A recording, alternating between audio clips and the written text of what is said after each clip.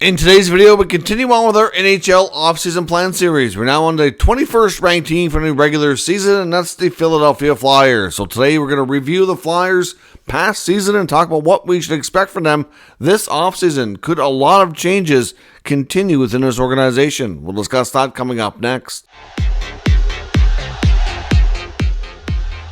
So welcome back to another video here at Top Shelf Hockey. As I mentioned today, we're continuing our NHL offseason plan series and analyzing the Philadelphia Flyers. They were certainly one of the more, I guess you could say, fascinating teams to watch throughout the regular season.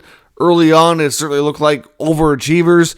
I think many people still think that even though they missed the playoffs, they still overachieved for the most part for a large part of the season. It looked like they were going to be a playoff team, and they held down a spot in the top three in the Metro for an extended period of time. Certainly John Tortorella got a lot out of this group, and certainly it was, like I said, an interesting season on and off the ice. So what we're going to do first is we're going to recap the past season that was, look at their team and individual performances, take a look at some changes that happened to the team throughout the course of the season. Then we're going to analyze the offseason. What do they have for cap space?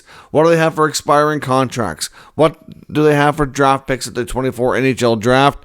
And what are the top questions facing this team as they look to move forward here throughout the offseason? So let's first recap last campaign here, 23-24 season. The Flyers finished with a record of 38-33-11 for 87 points. Unfortunately, just falling a little bit short of the playoffs. I know there was a lot of fans, a lot of media even that thought, what's the point of what the Flyers were doing here? If you're going to miss the playoffs, wouldn't you rather miss by a larger margin to get a better draft pick? But clearly, they're here to win games. You can't tell athletes that it's not okay to win and all that sort of thing. And they had a group coached by John Tortorella, who's, in my opinion, Torts is never going to be a coach that emphasizes tanking or anything of that nature. And he got a lot out of the group. That's just what he does. That is the history of John Tortorella. If you look back, he's gotten some good results out of teams that maybe teams and people didn't have a lot of confidence in. That's just the kind of coach he is. They scored 231 goals last year, which was not a great result, 27th best in the league. They had the absolute worst power play, an abysmal number, 12.2%, dead last in the NHL. It's amazing to me that they won as many hockey games as they did with having such an anemic power play. Goals against were okay, not fantastic, 258 against for 19th best, but the penalty kill was solid, one of the top in the NHL, 83.4% for 4th best. So overall, outside of penalty kill, not a lot of great results. And if you look at the fact of how close to the playoffs they were, with 87 points and winning 38 hockey games, it's kind of amazing when you put it all together and really look at it. Individually, they were led by Travis Konechny, who scored 33 goals and put up 68 points. Owen Tippett certainly continues to get better for the Flyers, scoring 28 goals and 53 points. Joel Farabee put out 50 points for them this past year, which is okay, but I think Farabee can be capable of more. Travis Sanheim put up 44 points. And Morgan Frost, who's certainly not one of Tortorella's favorite players, who was in and out of the lineup at times, at Torts' discretion mostly, put up 41 points. By the end of the year, actually not even too far into the year, became the crease of Sammy Ersson. Ersson finished with a record of 23-19-7, had an .890 save percentage and a 2.82 goals against average. Now, throughout the season, they did endure some changes. One of the big changes, they were one of the teams, of course, affected by the sexual assault case of the 2018 Team Canada World Junior Club that was facing charges in London, Ontario for an event that took place in the summertime celebrating their gold medal win. So goaltender Carter Hart turned out to be one of the players that was accused to be involved in that heinous situation and is now facing charges. Hart is, like all of his teammates, are pending restricted free agents. So I'm not sure what that means. We'll get into that a little bit later. But at the end of the day, he had to step away from the team, and he was playing some good hockey. So just from a hockey perspective, that was a loss. Now, of course, they had, to me, they had to have known enough information, because it seemed like, going back even to last year, that they were preparing for this. I can't verify that for sure, that they knew anything, what they did and didn't know. We don't know what Carter Hart told Flyers, the management or whatnot.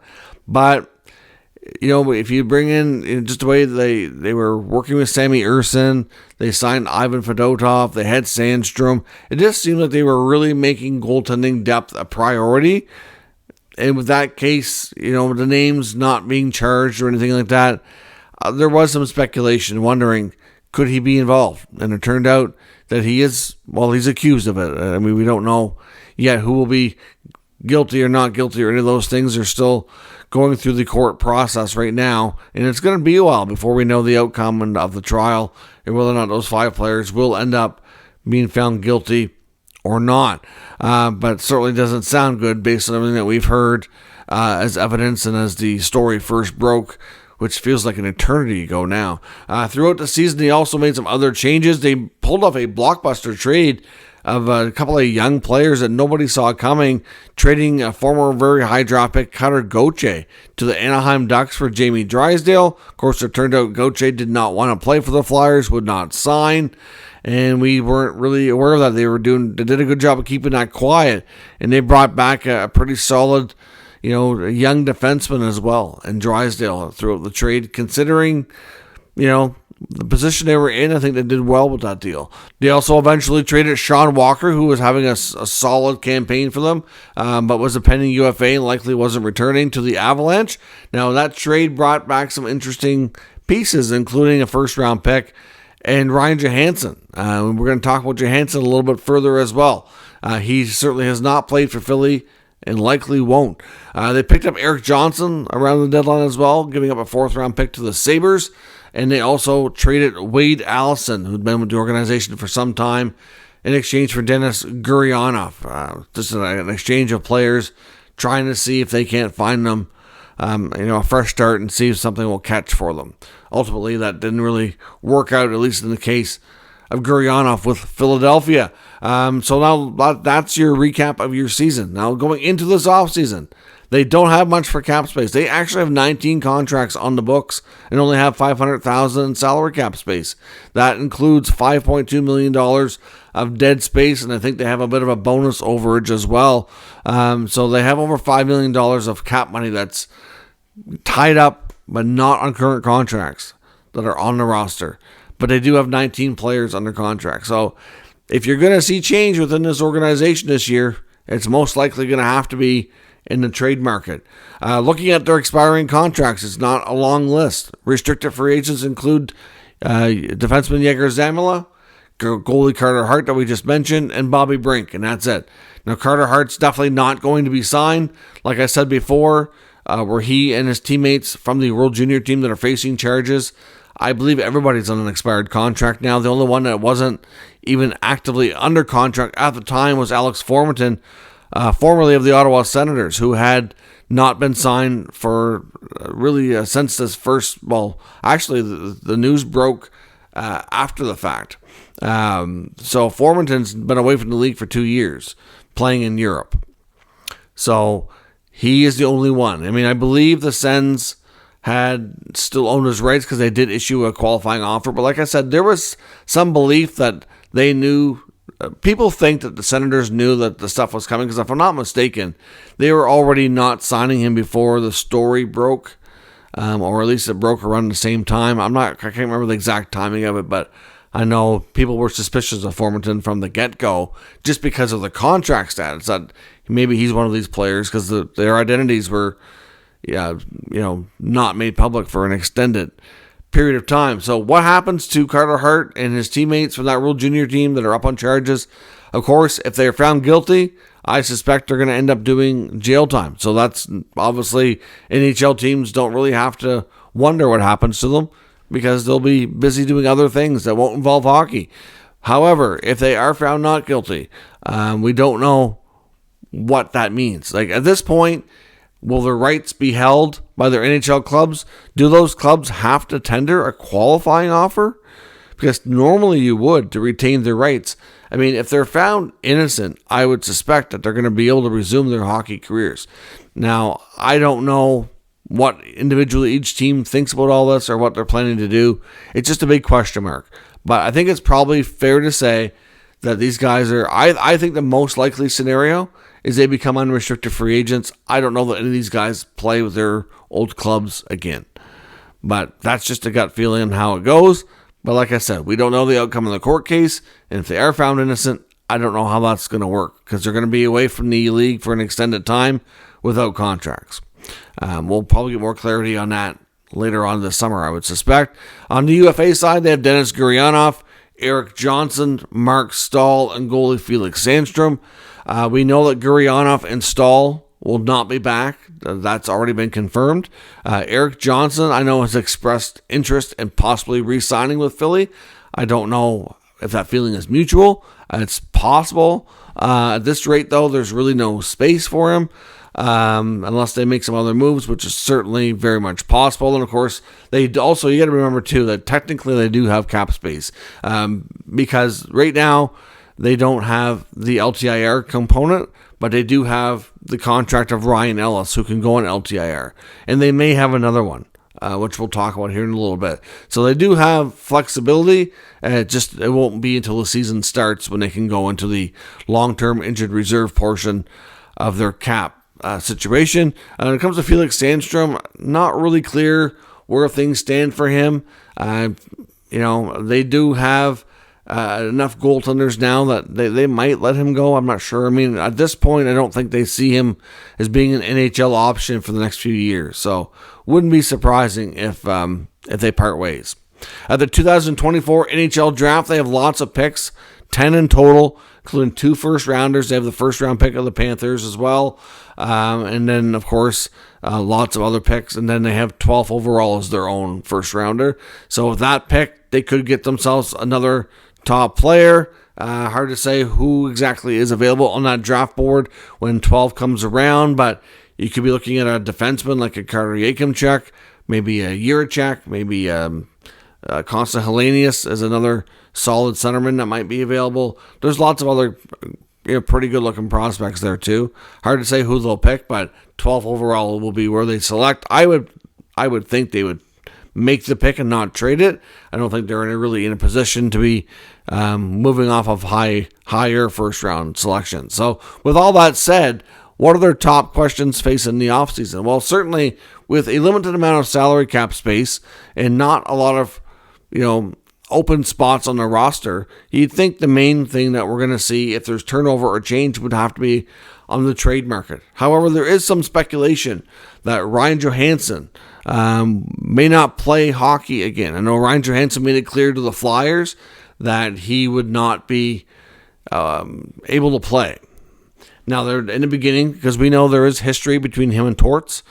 In the beginning, he was assigned to the minors, and Briere did not pick him up with the intention of putting him on the roster. Their intention was to try to see if they could flip him to another team and knock his cap hit down even further. That did not happen because Johansson made it known as soon as the trade was completed that he had health issues and was not able to play. I think he was saying it was a hip problem. But yet he had played in every game for the Avalanche before the trade. So it seems a little suspicious, but some people think he just doesn't want to have anything to do with Torts. But we'll see. I mean, they may have themselves another LTIR situation. So Johansson definitely is not going to play for the Flyers.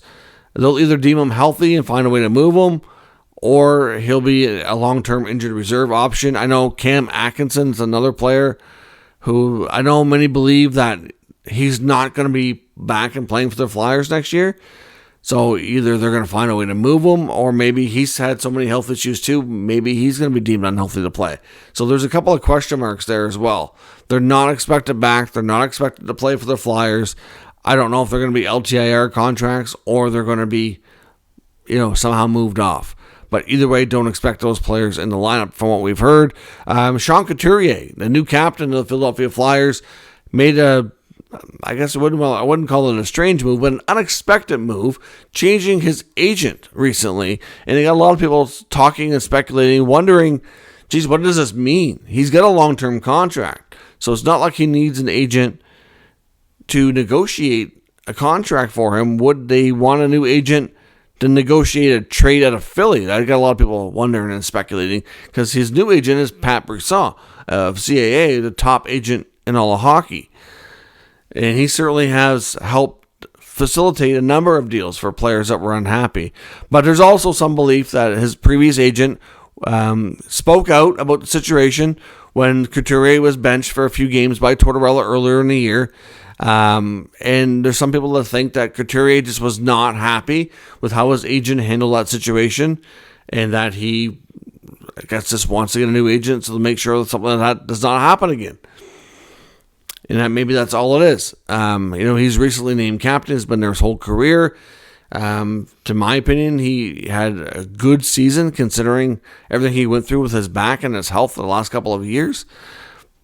Was the scratch justified? To some degree, but a lot of times the way Torts handles things, you could say maybe he could have handled it differently, but he gets his point across, and we can't say with certainty that Couturier was upset enough to want out of Philly. And even if he did, good luck, because you've missed a ton of time with a bad back and health issues, and you have a long-term expensive contract. I mean, a couple of years ago, before the back issue started acting up, a lot of teams would have lined up to get Sean Couturier on their team. Now it would be seen as very much a liability. So there is some question marks you could say about his, I guess whether or not he sticks with the team. But I think the more likely scenario in him changing agents was that he was unhappy with how his previous agent handled things publicly, and that's the main thing to it. So there's some rumors about his wanting out. I can't confirm that, and I'm not sure that's the case. So I think more likely than not, Couturier remains with the club next year. Travis Konechny is another big question mark around this club. Do they extend him or do they trade him? Because he's in the final year of his contract come July 1, and he's a hot commodity. A lot of teams would love to have this guy. There's been a ton of rumors about teams acquiring him from the Flyers, or at least attempting to. Lots of teams have inquired and talked to Danny Briere about his availability, and up to this point, they've resisted the urge to move him. I think there's lots to like about Konechny. I think he's a player that Tortorella really likes as well. He's a pain in the butt to play against, always gives you solid effort, and he's productive, and he's a leader too. So to me, there's lots to like.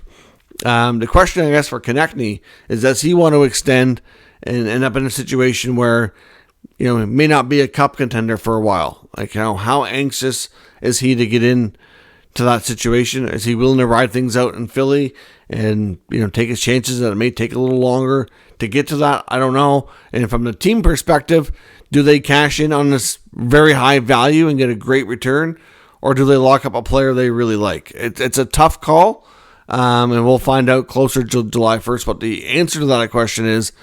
But I got to think that if I'm betting, I'm putting the odds on them getting an extension done. But they're going to get a lot of good inquiries and a lot of interesting offers that they're going to maybe make them think twice. So we'll see about the future of Travis Konechny.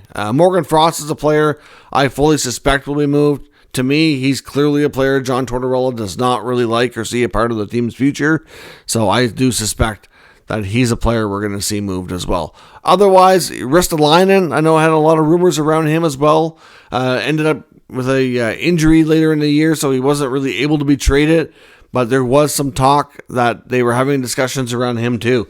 So it's interesting to see. I mean, I know they're trying to continue to get younger. They're trying to make sure they continue to have this identity of being really hard to play against and a really hard-working team like Tortorella demands. But some of their players certainly have some question marks around them. If the Philadelphia Flyers are going to find ways to get better, they're likely not getting a whole lot done in free agency. It's going to mostly be done through trade, given their limited cap situation. But even if they do end up with some more LTIR money outside of Ryan Ellis, that does help. It gives them some more flexibility. But it's not really a ton of money when you really analyze things and really look at it. So I don't expect them to be active in free agency. But on the trade market is a real possibility. So let me know what changes you expect to see from the Philadelphia Flyers throughout the offseason down in the comments. We'll discuss further. If you're new to the channel, make sure you subscribe and stick around. We'll keep you up to date with the latest news, rumors, and analysis of all 32 NHL teams. Thanks for watching, and I'll catch you next time.